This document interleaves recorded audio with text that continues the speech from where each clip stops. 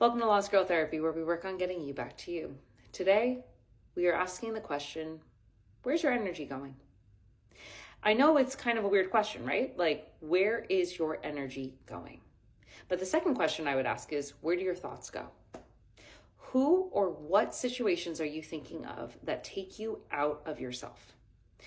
What person do you daydream about? What situation do you obsess over that takes you away from focusing on you in the here and now? And I completely understand that sometimes it's not easy to focus on ourselves. It is challenging to sit with ourselves because we're going to feel a ton of things. There might be a bunch of stuff in our life that we are just not ready to process yet. There might be emotions that we're not quite ready to feel. So there are times in our life where it is definitely beneficial and certainly easier to focus on other people or other things. But when we get into the practice of focusing on them less than we focus on ourselves, unintentionally, so when our mind just kind of drifts to others before it starts focusing on us, that is when we kind of have to reimagine what we're doing. We have to actively and intentionally ground ourselves back in our own bodies, in our own energetic spaces. Because if you think about it, if you are unintentionally and passively just sharing all of your thoughts and your energy dedicated to someone else or something else, how much time and energy do you have left for yourself? Chances are, not a lot. It might actually even feel easier to focus on someone else than focusing on yourself. So if this begins to become a practice for you and you find yourself dissociating or you find yourself separating and wanting to think about only that and feeling really challenged to think about yourself, start cueing yourself to come home.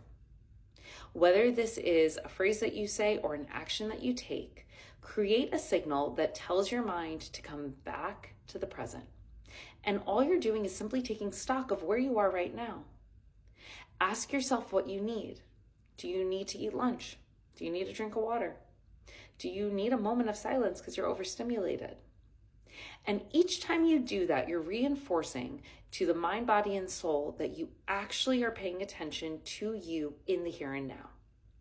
And over time, your cues are going to get stronger and you're actually going to start focusing outside of yourself less. Because after you graduate from meeting your needs, after saying, oh, okay, I actually have fed myself and I have had water and I'm not overstimulated, you're going to graduate into that space of saying, what do I need on the big scale? Do I need a different job?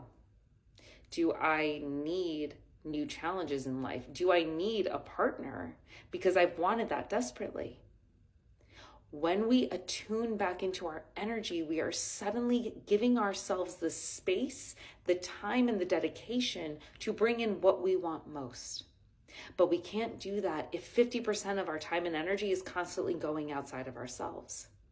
So if you are someone who finds that you are unintentionally or intentionally dedicating more time and energy to thoughts about someone else or something else that is outside of yourself, consider what it would be like to cue yourself back into the present thoughtfully and intentionally.